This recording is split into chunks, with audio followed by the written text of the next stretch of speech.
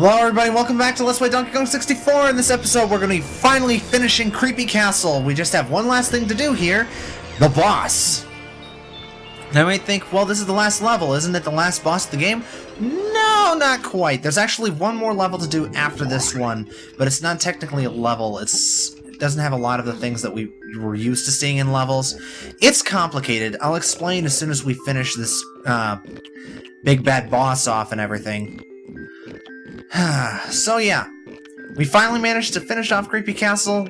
Beaver Bother is... yes, Beaver Bother is Beaver Bother. Like I said, I believe that it is single-handedly responsible for making people hate this game, because every time they think of this game, in the back of their minds, they think of Beaver Bother, and that causes them to rate it lower than they would for how good the rest of the game is. I really hate Beaver Bother. I don't know if it's just the way that the AI is programmed in that game, or if it's just the way the AI, or if it's just the buggy hitboxes in this game, or if it's something else, but that game always seems almost impossibly hard to me, no matter what. I really honestly don't know why the game is as hard as it is. It just feels difficult. Especially the version here in Creepy Castle, because it's 15, you have to get 15 beavers in the hole in 60 seconds, which is about one every 4 seconds. 4 seconds to every beaver-ish. If you want to finish with a somewhat good time. So that means that you can't, if you get 2 at once, you get basically buy yourself an extra 4 seconds. But that's still so little time. And the AI for the beavers is so retarded, they'll just walk into walls, and there's almost no way to get them off of those walls.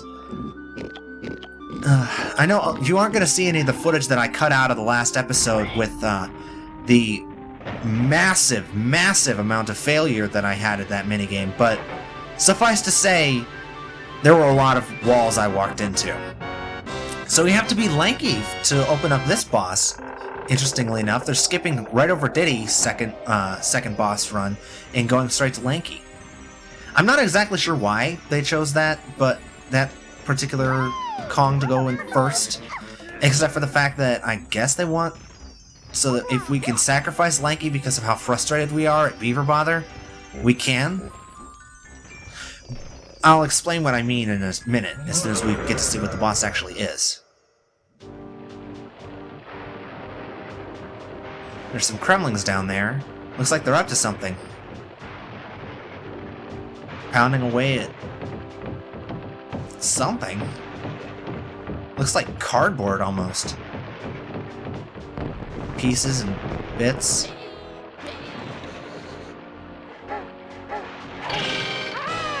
Ladies and gentlemen, say hello to the final boss of this world, King Cutout.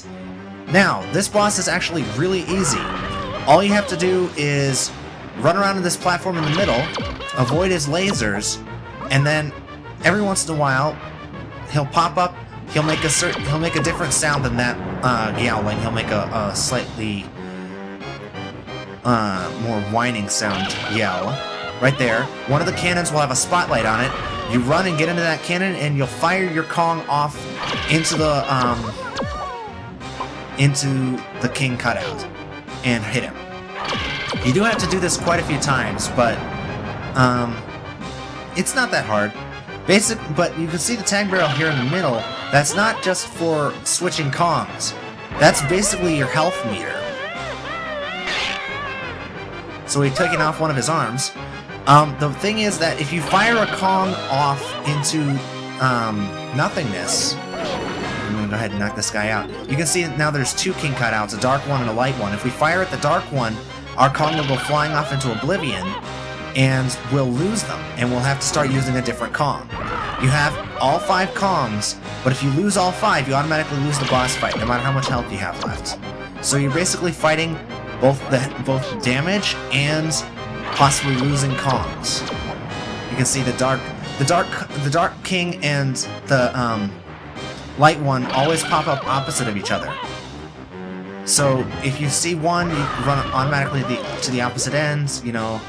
It's one of those bosses that you kind of have to play to get a bit of a feel for, but it's not that hard. I'd say that the Pufferfish, Mad Jack, and the second Dogadon match are definitely harder than this boss. But this is fun. Somewhat. It's not one of my favorite bosses. Not even close, but I don't find it as hard as some people do. Here, we're taking off both of his arms now. And we're moving on to the last phase of the fight, where he moves around in a circle, rapid fire, and we have to jump into one of the cannons as he goes around. He'll pop up and fire his lasers twice just like he did before, and then he'll just go around in a circle. So he'll pop up across there first, then here, then here. You just have to stand by one of the cannons and wait until the light pops up and you hear him say, aha, then jump in and pop him one. There are pufferfish in the water, so you want to try to get out of the water as fast as you can, because the buggy pufferfish hitboxes would dealt with that. Oh, we just lost Lanky. So yeah, Lanky goes firing over the castle wall, and Tiny comes out.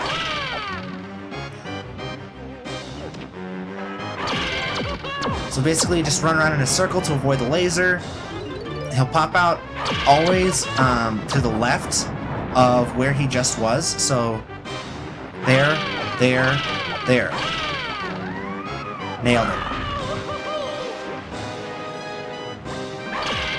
Again, you want to try to get out of the water as fast as you can because the pufferfish will damage you thanks to their buggy hitboxes for their attacks.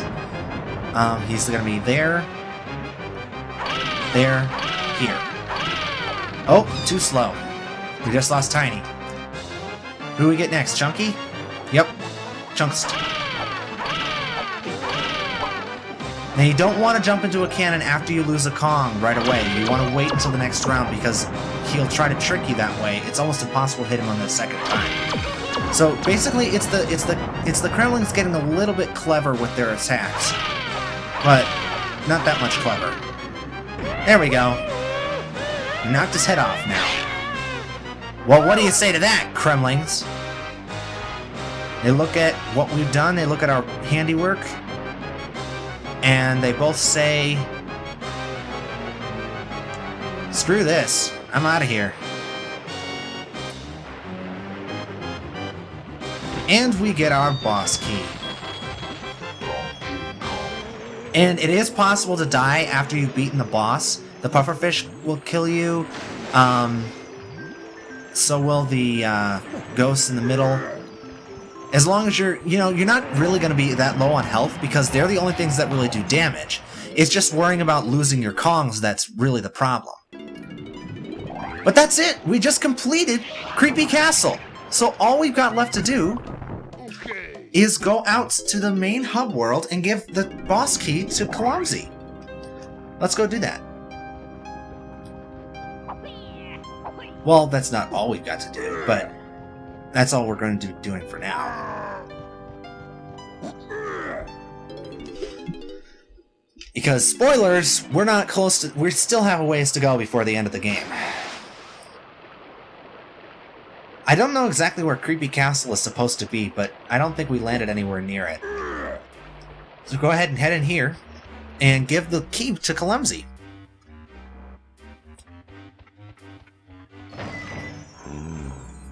Number 7. Yay, so happy.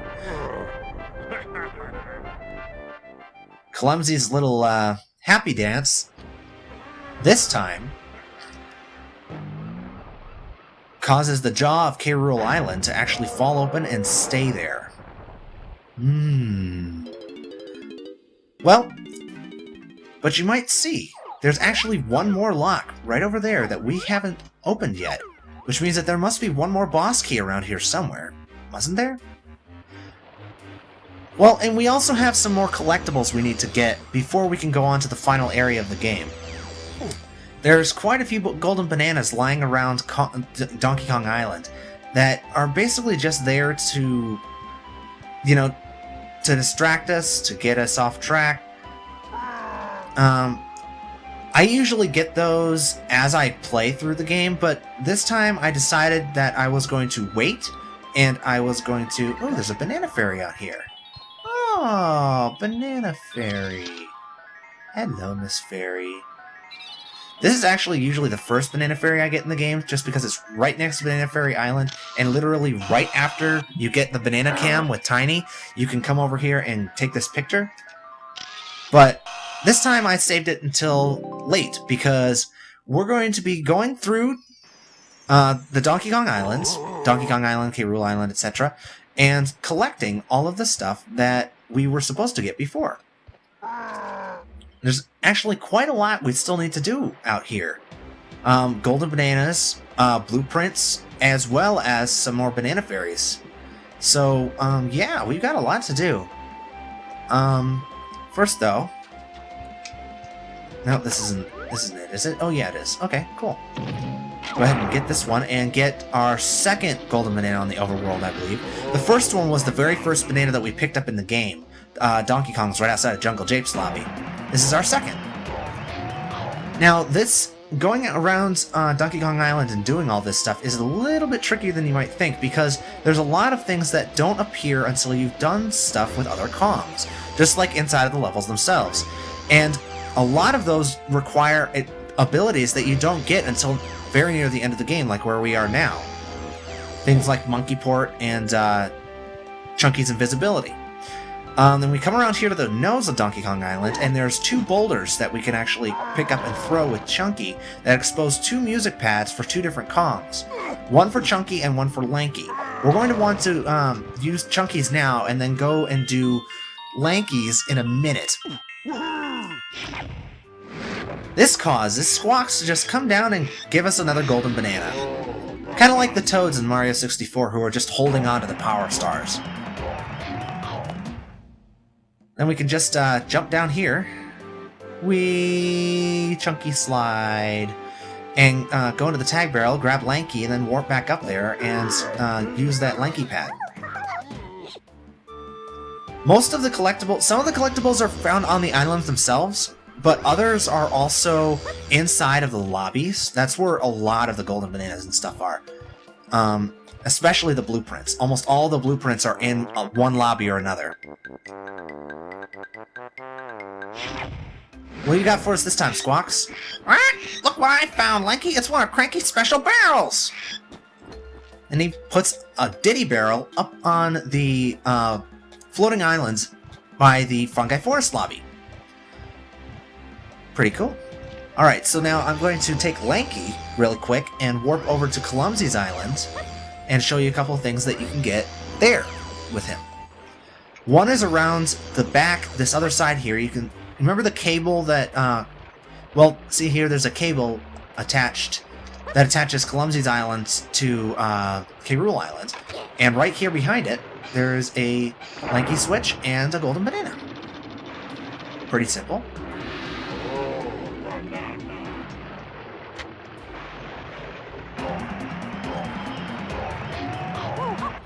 Yay! Alright, and then... Let me see. I don't think there's anything else around back here. Nope. Okay, so then we're just gonna go ahead and actually go inside Clumsy's cage. And over here...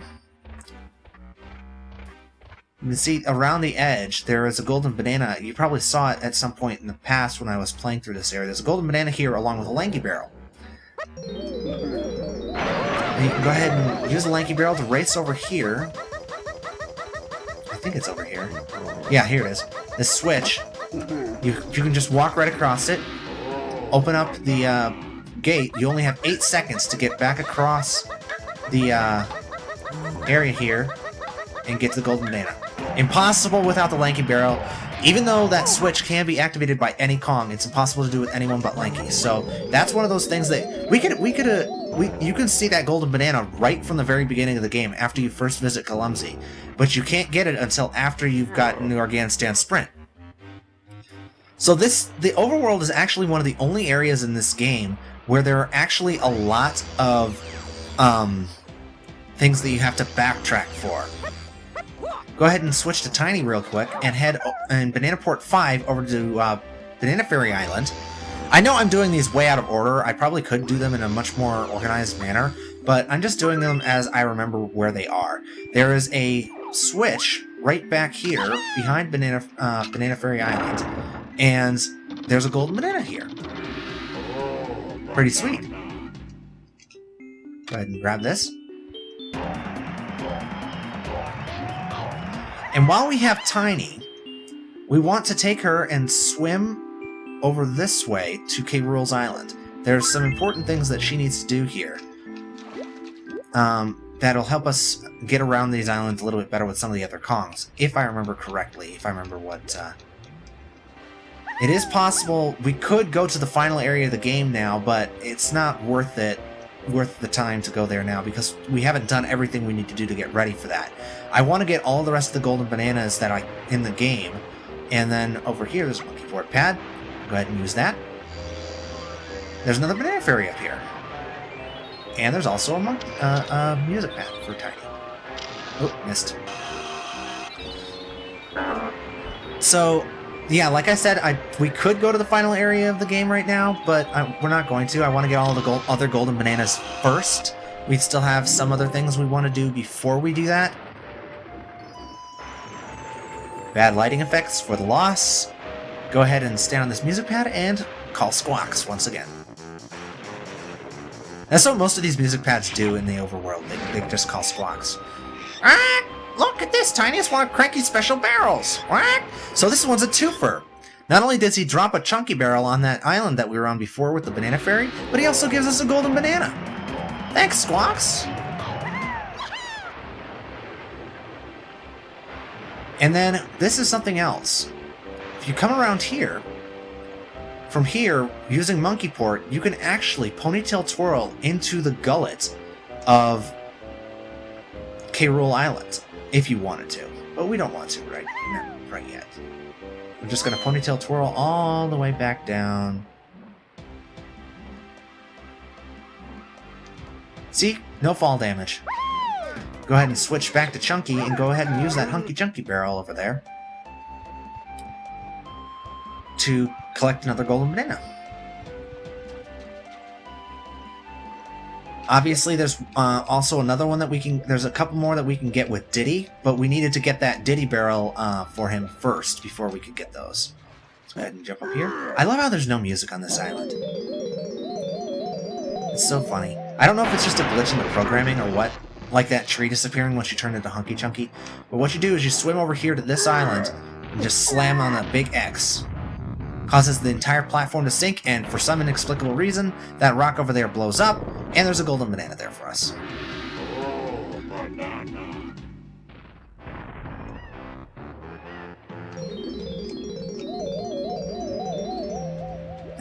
Now it's actually over on the other side of Banana Port 3 here, I believe.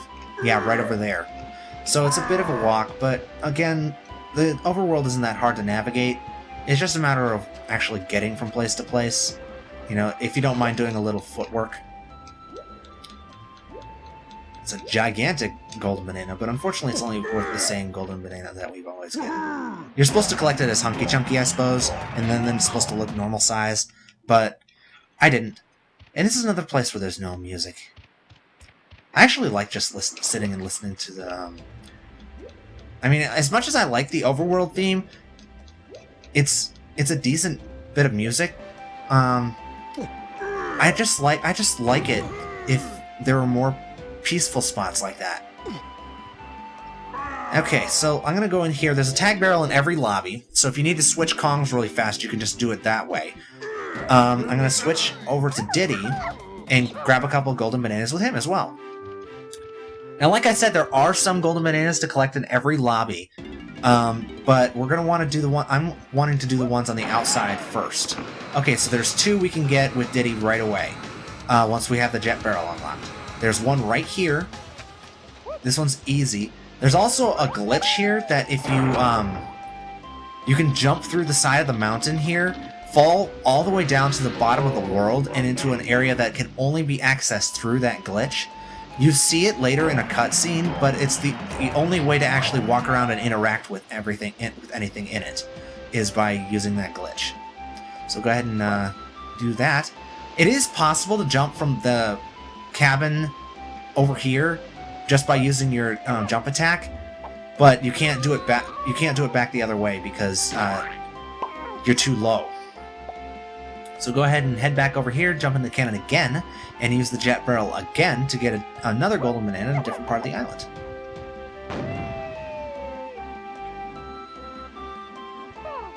Go ahead and jump on in. And if we fly over this way, towards the very peak of Donkey Kong Island, there's a bonus barrel up here.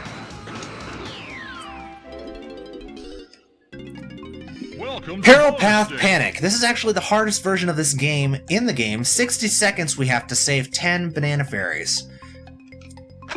But it's the same game we've played a dozen times before. What feels like a dozen times before. Just knock out the claptraps in order. I usually go from left to right. You can do however you darn well feel like. You want to make sure that as few banana fairies as possible get chopped, because at 60 seconds for 10 of them, you have to do one every 6 seconds.